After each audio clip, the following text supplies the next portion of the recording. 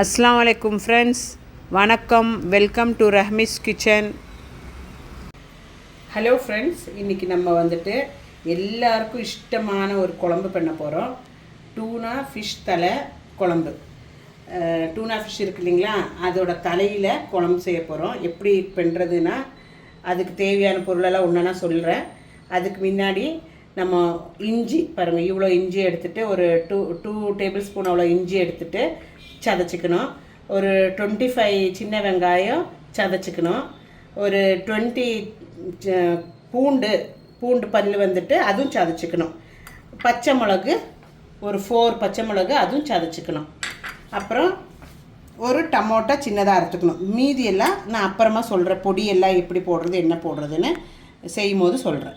First இதில் சதைச்சி எடுத்துக்கலாம். பாருங்கள், கொஞ்சம் கருவேப்பிலையை எடுத்து வச்சுருக்கிறேன். அப்புறம் இது கேரளா புளி கழுகி தண்ணியில் போட்டு வச்சுருக்கிறது. ஒரு 4 கேரளா புளி நல்லா சுத்தமாக கழுகி தண்ணியில் போட்டு வச்சுருக்கேன். அது நல்லா கழுகணும், அதில் மண் இருக்கும். இதெல்லாம் தண்ணியில் போட்டு வச்சுருக்கேன். இப்போ நான் இதெல்லாம் இதுக்குள்ளே போட்டு நல்லபடியாக சதைச்சி எடுத்துக்கிறேன். ஃபஸ்ட்டு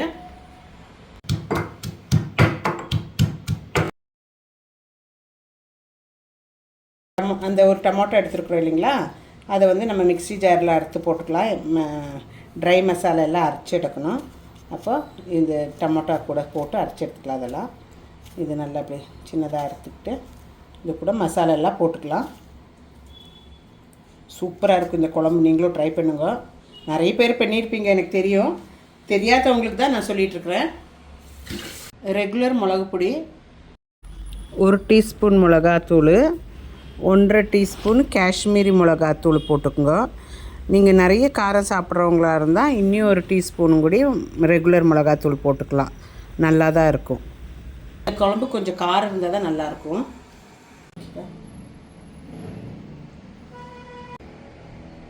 இது தனியாத்தூள் ஒரு டீஸ்பூன் போட்டுங்க. மஞ்சப்பொடி ஒரு 1/2 டீஸ்பூன் போட்டுங்க.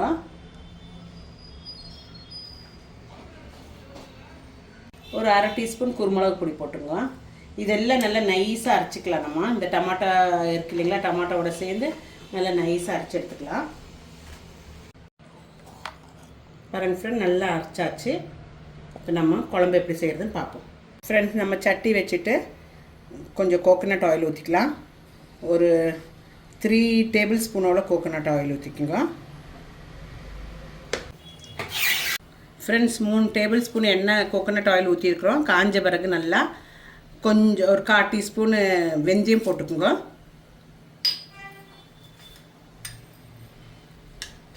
ஒரு 1/4 டீஸ்பூனு ஜீரகம் போட்டுங்க.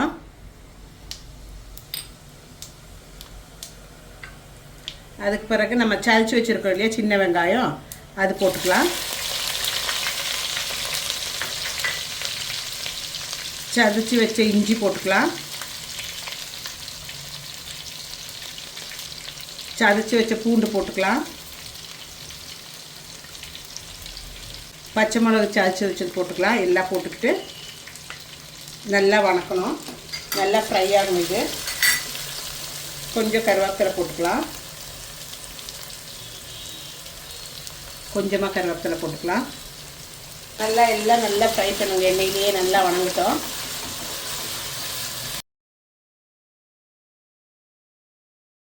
பாருங்கள் ஃப்ரெண்ட்ஸ், ஒரு மாதிரி ப்ரௌன் கலர் ஆகிடுச்சு.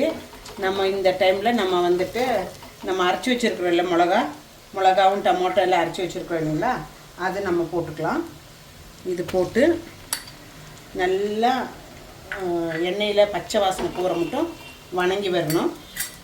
இது நல்லா வணக்கிக்கலாம். நம்ம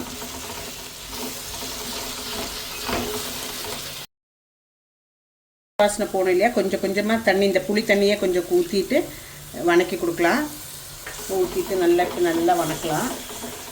மிளகு வாசனை டமோட்டோ வாசனை எல்லாம் பச்சை இது இருக்கிறதெல்லாம் போகணும். அது வரைக்கும் நல்லா இலக்கி கொடுக்கலாம். பாருங்கள் ஃப்ரெண்ட்ஸ், நல்லா ஃப்ரை ஆகிடுச்சு. எண்ணெயிலேருந்து மசாலா விட்டு பிரிஞ்சு வர தொடங்கிடுச்சு. நம்ம கொஞ்சம் உப்பு போட்டுக்கலாம். ஒரு 1.5 டேபிள் ஸ்பூன் 1.5 ஸ்பூன் அவ்வளோ உப்பு. தேவையான உப்பு போட்டுங்க. உங்களுக்கு எவ்வளோ தேவையோ அவ்வளோ உப்பு போட்டுங்க. உப்பு போட்டு நல்லா கலந்துக்குங்க. கலந்துட்டு நம்ம மசாலைக்கு தகுந்த மாதிரி நல்லா எண்ணெய் மிதங்கி வந்தாச்சு. மசாலா வந்து எண்ணெயிலேருந்து வந்தாச்சு. இப்போ நம்ம இந்த புளி நினச்சி வச்சுருக்கோம் இல்லைங்க, புளி ஊற்றிக்கலாம். புளி எடுத்து ஊற்றிட்டு அப்புறம் நம்ம மிக்ஸி ஜாரில் கொஞ்சம் தண்ணி கொண்டு வந்து ஊற்றிக்கோங்க. எவ்வளோ தேவையோ அவ்வளோ பார்த்து பார்த்து ஊற்றிக்கோங்க.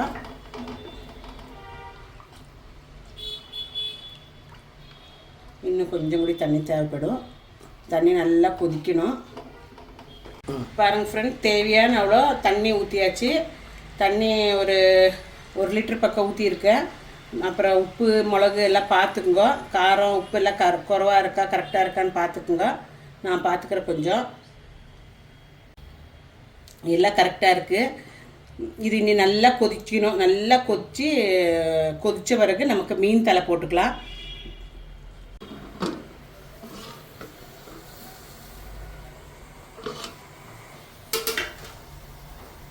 பாருங்கள் ஃப்ரெண்ட்ஸ், நல்லா கொதிக்குது. இப்போ நம்ம மீன் தலையை வச்சிடலாம். இதுக்குள்ளே போட்டுக்கலாம். பாருங்கள் ஃப்ரெண்ட்ஸ், நல்லா மீன் தலை அப்படியே வச்சாச்சு. நான் வந்துட்டு ஃபுல்லாக தலையை வச்சிட்ருக்குறேன். சிலரெல்லாம் கட் பண்ணி வைப்பாங்க. 4 பண்ணலாம், இல்லை 2 பண்ணலாம். நான் 2 தலை வாங்கிட்டு வந்தேன். 2 தலையும் வச்சுட்டேன். நல்லா வேகட்டும். வெந்த பிறகு கொஞ்சம் நேரம் அந்த பக்கம் இந்த பக்கம் திருப்பி போடணும். இப்போ இது இந்த பக்கம் ஒரு 10 மினிட் வெந்த பிறகு திருப்பி போட்டு அந்த பக்கம் ஒரு 10 மினிட் வேவிக்கணும். அந்த மாதிரி வேவிச்சுக்கலாம். மூடி வேவிங்க. இது முடிஞ்சிச்சுன்னா கொஞ்சம் கிரேவி கொஞ்சம் இதுக்கு மேலே ஊற்றிக்கோங்க. இப்படி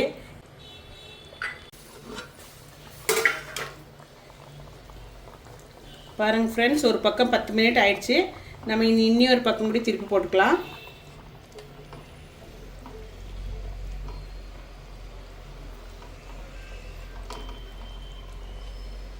ஒரு பக்கம் நல்லா வெந்திருக்கு.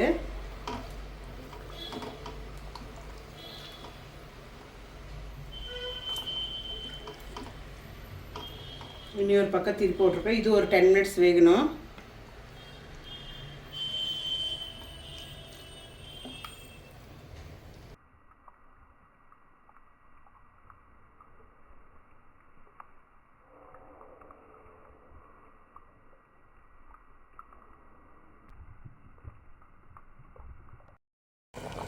ரெண்டு பக்கமும் திருப்பி போட்டு நல்லா வேவிக்கலாம். நம்ம மூடி வச்சு வேவிக்கலாம்.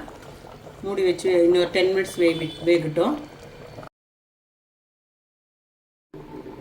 ஃப்ரெண்ட்ஸ் பாருங்கள், மீன் குழம்பு திருப்பி போட்டது நம்ம என்ன இருக்குன்னு பார்ப்போம். ஆஹா, சூப்பராக இருக்குது பார்க்குறக்கு. தலை நல்லா வெந்திருக்கு. எண்ணெய் எல்லாம் வந்துருச்சு சைடில். இது அட்லீஸ்ட் ஒரு 2 ஹவர்ஸாவது இருந்த பிறகு தான் சாப்பிடணும். அப்போ தான் உப்பு புளி எல்லாம் இந்த தலைக்கு பிடிச்சிருக்கும்.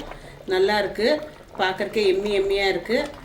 இன்னும் இதுக்கு இருக்க நமக்கு இந்த குழம்பு அப்படியே இன்னும் கட்டியாகும். இருக்க பாருங்கள். இப்போ எவ்வளோ கெட்டியாக இருக்குது. ஒன்று கூட இப்படி திருப்பி போட்டுக்கலாம். நம்ம திருப்பி போட்டாச்சு. திருப்பி வெந்துட்டுருக்குது. நம்ம கொஞ்சம் கருவேப்பிலை மேலே கார்னிஷ் பண்ணிக்கலாம்.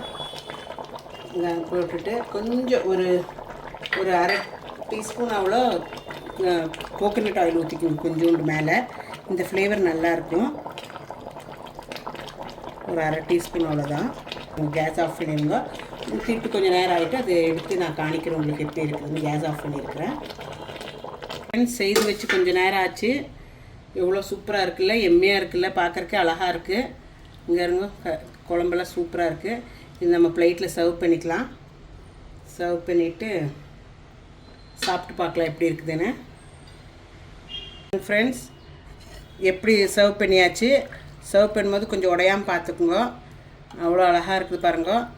இப்படி சர்வ் பண்ணிக்கணும் பிளேட்டில். சாப்பாடு கூட, சோறு கூட, இட்லி கூட எல்லாம் ரொம்ப நல்லாயிருக்கும். ட்ரை பண்ணுங்கள் நீங்களும் வீட்டில். ரொம்ப நல்ல எம்மியான கறி. நான் ட்ரை பண்ணி பார்க்குறேன், டேஸ்ட் பண்ணி பார்க்குறேன் எப்படி இருக்குதுன்னு.